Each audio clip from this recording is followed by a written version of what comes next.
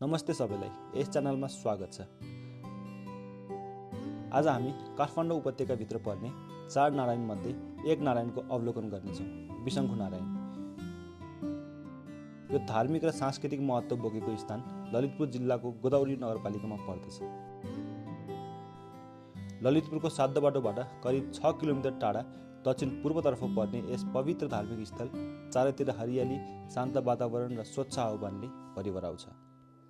यस मन्दिरमा हिन्दूहरूले भगवान विष्णुलाई पुज्दछन् भने बौद्ध धर्मावलम्बीहरूले गुरु ऋषिको रूप मान्दछन्। उक्त ठाउँमा पूजा गर्नाले सौभाग्य प्राप्ति हुन्छ। काठमाडौँ उपत्यकाको पानोरामिक भ्यू हेर्न चाहनुहुन्छ र हरियाली जङ्गल र गाउँले जीवन जिउन चाहनुहुन्छ भने पनि यस ठाउँमा आउन सक्नुहुनेछ।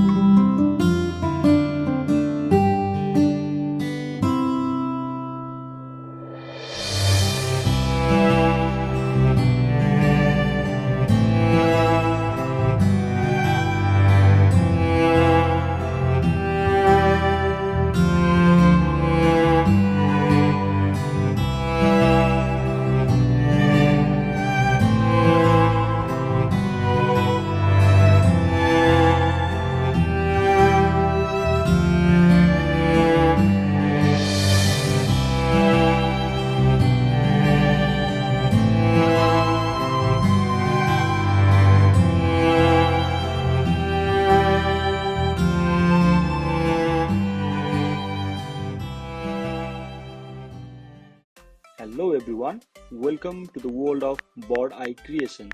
Don't miss out on the fun, hit the like button, share the excitement and subscribe to stay connected. Let's make some memories.